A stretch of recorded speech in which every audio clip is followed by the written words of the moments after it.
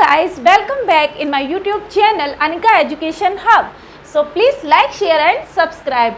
जो भी बच्चे टेट की एग्ज़ाम तैयारी कर रहे हैं, एग्ज़ाम की या कोई भी टीचिंग के कॉम्पिटिटिव एग्ज़ाम की तैयारी कर रहे हैं, तो उसमें हिंदी ग्रामर का जो सेशन आता है उसमें कुछ चीज़ें हिंदी से पूछी जाती हैं। ठीक है, तो उसी क्रम में हमारा आज की जो वीडियो है उस टॉपिक का नाम है क्रिया। आज हम पढ़ेंगे क्रिया को, मतलब कि वर्ब को। ठीक है बच्चों, क्रिया की डेफिनेशन या क्रिया क्या है इसको समझने से पहले मैं आपको एक दो बात बताती हूँ। जैसे कि हम जिस शहर में रहते हैं, समझो कि हम मथुरा में रहते हैं। ठीक है, यहाँ पे मथुरा में श्री कृष्ण जन्मभूमि है, जो कि एक बहुत ही सुंदर मंदिर है। सुंदर मंदिर है। यहाँ सुबह शाम आरती होती है। क्या होती है? आरती होती है। इस आरती को देखने के लिए दर्शक आते हैं, और मंदिर में दर्शन करने के बाद वो बाहर जाके क्या पीते हैं? ठंडी लस्सी पीते हैं। लस्सी को पीते हैं। अब आप देख रहे हो कि आरती होती है। क्या आरती होती है? दर्शक आते हैं और लस्सी को क्या करते हैं? पीते हैं। तो जिन शब्द पे मैं ये सर्कल कर रही हूँ, होती है, आते हैं, पीते हैं, ये तीनों ही शब्द हमारे क्या हैं बच्चों? एक्शन वर्ड हैं। एक्शन वर्ड्स है, मीन्स कि ये आपकी क्रिया है। ठीक है, क्रिया मतलब ऐसे शब्द जिनसे किसी कार्य के करने होने का बोध पाया जाता है, वो हमारी क्या कहलाती है? क्रिया कहलाती है। ठीक है, क्रिया की क्या डेफिनेशन है, अब हम इस बात को समझेंगे। ठीक है, ये एग्जाम्पल से आपको समझ में आया। अब क्रिया क्या कह रही है, अगर इसकी परिभाषा आपसे पूछी जाए तो क्या है कि जिस शब्द के द्वारा किसी काम के करने, ध्यान देना जिन वर्ड्स को मैं नोटिस कर रही हूँ, करने या होने की सूचना मिलती है, वो शब्द क्या कहलाते हैं? हमारे क्रिया कहलाते हैं। ठीक है, अब क्रिया शब्द में आखिर कैसे पता चले कि क्रिया शब्द है? ये हमारे वर्ब्स के वर्ड है या एक्शन वर्ड है। तो कैसे? इन शब्द में आपकी प्रक्रिया होती है। प्रक्रिया मीन्स प्रोसेस होती है, प्रोसेस होती है। वह अस्तित्व का बोध कराती हैं। किसका बोध कराती हैं? अस्तित्व, यानी कि आपके एग्जिस्टेंस का बोध कराती हैं कि ये कार्य अभी हो रहा है, एग्जिस्टेंस में है। ये है हमारी क्रिया की डेफिनेशन। ठीक है, अब एग्जाम में पूछा जाता है कि क्रिया की कितने भेद हैं? How many types of verb? ठीक है, तो there are 2 types of verb. कितना? 2 टाइप्स। यहाँ लिखेंगे हम, 2 भेद होते हैं क्रिया के। ये डेफिनेशन को इरेज करती हूँ मैं जल्दी से। ठीक है, देखो अब हमें जानना है इसके भेद। बच्चों, ये जो क्रिया होती है ना, इसके कर्म के आधार पर, किसके आधार पर? कर्म के आधार पर 2 प्रकार होते हैं या 2 भेद होते हैं। कर्म के आधार पर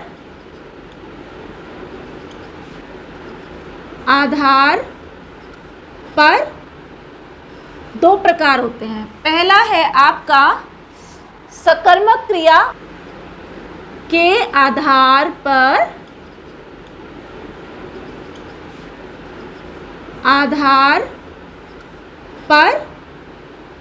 2 प्रकार होते हैं। पहला है आपका कर्म के आधार पर 2 प्रकार होते हैं। पहला है अकर्मक क्रिया और दूसरी है सकर्मक क्रिया। अकर्मक क्रिया और दूसरी क्या है बच्चों? आपकी सकर्मक क्रिया। सकर्मक क्रिया। अब हम क्या करते हैं या क्या होता है हमारे साथ, एग्जाम हॉल में भी नहीं, नॉर्मली भी पढ़ते वक्त क्या होता है कि हम अकर्मक क्रिया और सकर्मक क्रिया में क्या हो जाते हैं? कंफ्यूज हो जाते हैं, और उसकी वजह से हम अपने 2-4 नंबर गवा देते हैं। तो सबसे पहले तो हमें इन दोनों इंग्लिश नेम पता होने चाहिए। तो हमारा जो अकर्मक क्रिया है इसको हम इंग्लिश में बोलते हैं इंट्रांसिटिव वर्ब, ठीक है, वर्ब ऐसे समझिए। और ये है आपका ट्रांसिटिव वर्ब,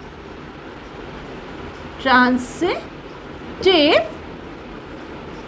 वर्ब, ठीक है। ये इंग्लिश नेम हो गए।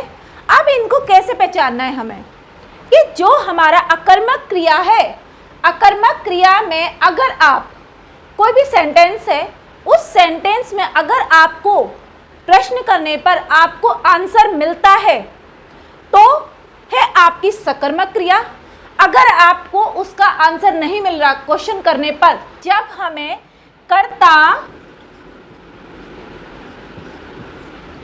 जब हम किसी भी आंसर के लिए कर्ता पर डिपेंड होंगे और हमें उसका आंसर नहीं मिलेगा, मीन्स हम किस पर डिपेंड हैं, सब्जेक्ट पर। जैसे एक एग्जांपल समझाती हूँ फिर बताती हूँ आपको। जैसे मोहन कल दौड़ेगा, मोहन क्या करेगा, कल दौड़ेगा। तो बच्चों इसमें क्या हुआ, जो मेरा सब्जेक्ट है मोहन करता है, वो क्या कर रहा है, कोई क्रिया कर रहा है, और एक किसके द्वारा होगी, मोहन के द्वारा। अगर मोहन नहीं होगा तो वो रन भी नहीं कर पाएगा। जैसे अगर मैं ये कहूँ कि अगर मुझे अकर्मक क्रिया को जानना है और मैं प्रश्न करूँ, सवाल करूँ, तो मुझे किसे, किसको,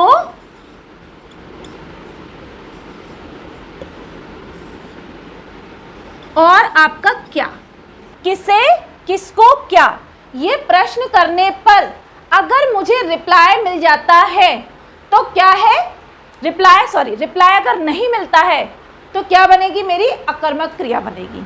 और इन्हीं शब्दों को अगर मैं ट्रांसिटिव वर्ब में यूज करती हूँ और मुझे रिप्लाई मिलता है तो क्या बनेगा, आपका ट्रांसिटिव वर्ब बनेगी। जैसे मोहन कल दौड़ेगा, तो मोहन किसको दौड़ेगा, किसे दौड़ेगा, मोहन क्या दौड़ेगा, कुछ रिप्लाई मिल रहा है हमें, नथिंग, क्योंकि ये जो एक्शन वर्ड है केवल कर्ता के द्वारा होगा। किसके द्वारा होगा, कर्ता के द्वारा होगा। इसीलिए हमारी जो ट्रांसिटिव वर्ब होगी उसमें हमें कोई भी रिप्लाई नहीं मिल रहा। कर्ता जो है वो केवल कर्म पर आश्रित है। कर्ता, ऐसे लिखो, इसको ऐसे लिख लेते हैं कि जो मेरा कर्ता है, कर्ता कर्म पर आश्रित है। कर्म पर क्या है बच्चों, आश्रित है। सेम थिंग सकर्मक में आते हैं। सीता अपने पिताजी को भोजन खिलाती है, भोजन खिलाती है। अब देखो इसमें क्या था कि कर्ता केवल कर्म पर आश्रित था, लेकिन इसमें क्या है कि कर्ता कर्म पर आश्रित ना होकर के खुद ही कर्म कर रहा है। जैसे सीता तो है ही है, लेकिन क्या वो अपने पिताजी को क्या खिला रही है, खाना खिला रही है, भोजन खिला रही है। अब क्या सीता क्या खिला रही है, भोजन, आपको दिख रहा है भोजन, जिससे आपकी आवश्यकताओं की पूर्ति होगी। यानी कि ऐसे भी आप समझ सकते हैं कि सकर्मक क्रिया में वो एक्शन वर्ड्स आते हैं जिनसे कि ह्यूमन बीइंग्स की या किसी भी थिंग की क्या नीड्स पूरी हो रही हैं, हमारी आवश्यकताएं पूरी होती हैं, तो वो क्या कहलाती हैं, सकर्मक क्रिया कहलाती हैं। जैसे क्या, किसको, सीता किसको भोजन खिला रही है, अपने पिताजी को खिला रही है। कैसे खिला रही है, परोस के खिला रही है। समझ गए कि क्या, किसको, कैसे प्रश्न करने पर अगर आपको रिप्लाई मिलता है तो वो है हमारी सकर्मक क्रिया, मतलब कि ट्रांसिटिव वर्ब। और अगर हमें आंसर नहीं मिलता है, जो हमारा सब्जेक्ट है वो केवल अपने कर्म पर आश्रित है, या हमें प्रश्न करने पर भी कोई भी आंसर नहीं मिलता है, तो वो क्या है, हमारी अकर्मक क्रिया है। तो कर्म के आधार पर क्रिया के कितने भेद हैं? 2 भेद हैं, अकर्मक क्रिया एंड सकर्मक क्रिया। आई होप कि आपको ये वाली चीज समझ में आ गई। ठीक है, अब इसके आगे क्या है? अब इसके आगे हम समझते हैं। ये मैं रेस करती हूं पहले ना, कुछ एग्जाम्पल भी हैं, कुछ वर्ड्स हैं जिनसे हम पहचान सकते हैं। जैसे जो हमारे अकर्मक इंट्रांसिटिव वर्ब में जो वर्ड्स आते हैं वो कैसे आते हैं? आपका एग्जाम्पल में ये थोड़ा आपको ना इससे हेल्प मिलेगी। चलना, ये सब क्या है? कर्ता डिपेंड है अपने कर्म के ऊपर। ठीक है, चलना, डूबना, डरना, जाना, आना, रोना, हंसना। ठीक है, ये आपकी क्या है? कुछ कॉमन से वर्ड्स हैं जिससे हम समझ सकते हैं कि ये क्या है? केवल कर्म पर आधारित है। अब सकर्मक क्रिया में क्या हो सकता है आपका? लिखना,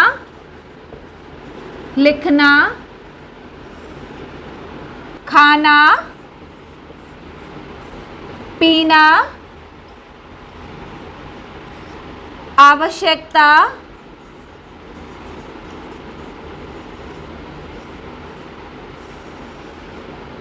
ठीक है, खरीदना या किसी को कोई बात बताना। ठीक है बच्चों, ये इनके कुछ वर्ड्स हैं। चलना, डूबना, डरना, जाना, आना, रोना, हंसना। इसी तरह से लिखना, खाना, पीना, आवश्यकता, खरीदना, बताना। आई होप कि आपको इन दोनों में अंतर अच्छे से समझ में आ गया कि कर्म के आधार पर 2 भेद है, अकर्मक क्रिया और सकर्मक क्रिया। अच्छा, अब क्या है नेक्स्ट चीज? ये जो सकर्मक क्रिया है इसके भी 2 टाइप्स हैं। सकर्मक क्रिया 2 भागों में बांटा गया है। अब मैं क्या इधर से ये एग्जाम्पल इरेज करती हूँ। ठीक है, ये इरेज किया। इसको भी 2 भागों में बांटा है। पहला है आपका एक कर्मक क्रिया, एक कर्मक क्रिया, यानी कि एक बार में एक काम किया जाए, और दूसरा है आपका द्विकर्मक क्रिया, एक बार में एक से अधिक कार्य किए जाएं। एक कर्मक एक बार में एक काम होना, और द्विकर्मक एक बार में 2 से अधिक काम करना, 2 या 2 से अधिक काम करना। ठीक है, ये हो गया आपका। अब जैसे इसका एक एग्जाम्पल अगर हम समझें तो कैसे समझेंगे कि माता बच्चे को भोजन खिलाती है। माँ, नहीं गलत बताया मैंने, एक कर्म हो रहा है एक बार में। कैसे? कि बिल्ली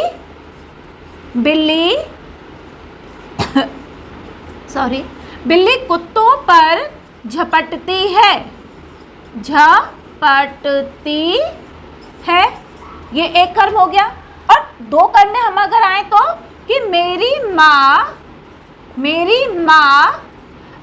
भाई को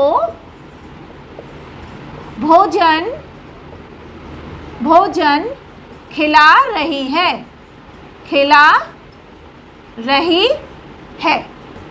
ठीक है, एक कर्म एक बार में, 2 कर्म एक बार में 2 काम। ठीक है, समझ आया ये वाली बात आपको? इरेज करूं इसे? चलो, अब हमारा जो नेक्स्ट है वो है कि हमने जाना क्रिया के 2 भेद होते हैं, एक कर्म के आधार पर और दूसरा बच्चों संरचना के आधार पर। दूसरा क्या? संरचना के आधार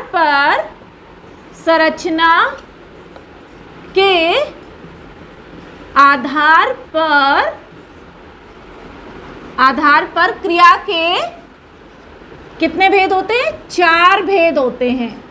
4 भेद होते हैं। कर्म के आधार पर 2 भेद होते हैं, सकर्मक क्रिया और आपकी अकर्मक क्रिया, ट्रांसिटिव वर्ब, इंट्रांसिटिव वर्ब। ठीक है, अब संरचना के आधार पे यानी कि स्ट्रक्चर के आधार पर वर्ब के 4 टाइप्स होते हैं। ये पूछे नहीं जाते लेकिन हमें पता होना चाहिए, तो केवल इनके नाम को ही हम एक बार लिख लेंगे और समझ लेंगे। ठीक, चलिए अब हमारे हैं संरचना के आधार पर क्रिया के 4 भेद होते हैं। ठीक है, पहला है आपका संयुक्त क्रिया, दूसरा है नाम धातु क्रिया, तीसरा है प्रेरणार्थक क्रिया और चौथा है आपका पूर्वकालिक क्रिया। अब ये चारों क्या है, जल्दी से मैं इसको बताती हूँ। संयुक्त क्रिया क्या होती है, जिसमें मिलकर काम हो, मिलकर कार्य हो, मिलकर कार्य हो। जैसे राम रोज टहलने जाता है अपने दोस्तों को लेकर रोज राम टहलने जाता है, यह आपकी संयुक्त क्रिया। ठीक है, नाम धातु क्रिया, इसमें आपकी संज्ञा और आपका सर्वनाम और इसमें आपके विशेषण जो अभी हमें पढ़ना है, इन तीनों के नामों से जो क्रिया बनती है। जैसे राम खाना खा के चला गया, वह आकर चला गया, वो थककर आकर चला गया। समझ में आई मेरी बात? नाम के आधार पर जो एक्शन वर्ड बनेंगे वो है हमारे नाम धातु क्रिया। ठीक है, प्रेरणार्थक क्रिया, जिसमें कि काम को करने की कोई प्रेरणा मिले, कोई किसी से कोई मदद मिले। जैसे मैं अपने मित्र से कार चलवाती हूँ। ठीक है, ये क्या हो गया, मुझे प्रेरणा मिली या उस मेरे काम के द्वारा किसी दूसरे को प्रेरणा मिली और फिर वो उसी काम को करता है, तो मैं अपने मित्र से या मैं अपने दोस्त से ये काम करवाती हूँ। आपका लास्ट क्या है, पूर्वकालिक क्रिया। पूर्वकालिक क्रिया यानी कि कोई भी काम करने से पहले ही मैं वो खत्म कर चुकी हूँ। जैसे कि मुझे पढ़ने से पहले खाना खाना है या मैं खाना खाकर पढ़ाई करूँगी। तो पूर्वकालिक क्रिया क्या होती है बच्चों, पहले से ही पूरा होने वाला कार्य, पूरा होने वाला काम, कार्य या काम। ऐसी क्रिया जो पहले खत्म हो जाएगी उसके बाद मैं कोई काम करूंगी, वो कहलाएगी हमारी पूर्वकालिक क्रिया। समझ में आया? कर्म के आधार पर 2 भेद हैं, सकर्मक अकर्मक। संरचना के आधार पर 4 भेद हैं, संयुक्त क्रिया, नाम धातु क्रिया, प्रेरणार्थक क्रिया और लास्ट में आपकी पूर्वकालिक क्रिया। समझ में आ गई अच्छे से क्रिया? ठीक है, अब एक लास्ट चीज इसमें कि ये जो वर्ब होती है, हमारा जो क्रिया शब्द होता है, इसके मूल में बच्चों एक धातु होती है। मूल में क्या होती है इसकी? धातु। हर शब्दों की एक धातु होती है। जैसे लोहा नहीं, पंखा, गाड़ी, घोड़ा नहीं, पंखा, गाड़ी, कार, साइकिल, फ्रिज, इन सब की जो एक मूल धातु है वो क्या है? लोहा है। क्या है इन सब की मूल धातु? लोहा। ठीक है, इन सब में क्या है? लोहा इनकी मूल धातु है। अब दूसरी चीज, पढ़ो, पढ़ना, पढ़ना होगा, पढ़ना पड़ेगा, इस सब की मूल धातु क्या है? पढ़। इन सब की मूल धातु क्या है बच्चों? पढ़। इसी प्रकार से हमें यह समझना होगा कि क्रिया के प्रत्येक शब्द की एक मूल धातु होती है और संस्कृत में या हिंदी ग्रामर में हम उसी धातु के रूपों को पढ़ते हैं। जैसे पट धातु, आपका लट लकार, ये सब हमारे क्या है? क्रिया के ही रूप आगे जाके एक विस्तृत क्षेत्र में या विस्तृत तरीके से हमारे सामने आते हैं। आई होप कि आज की क्लास बहुत इंटरेस्टिंग रही, बहुत अच्छी रही और आपको अच्छे से समझ में आया। तो चलिए मिलते हैं एक नई क्लास में एक नई वीडियो के साथ। तब तक अपना ध्यान रखिए, पानी पीते रहिए। Bye bye, Radhe Radhe.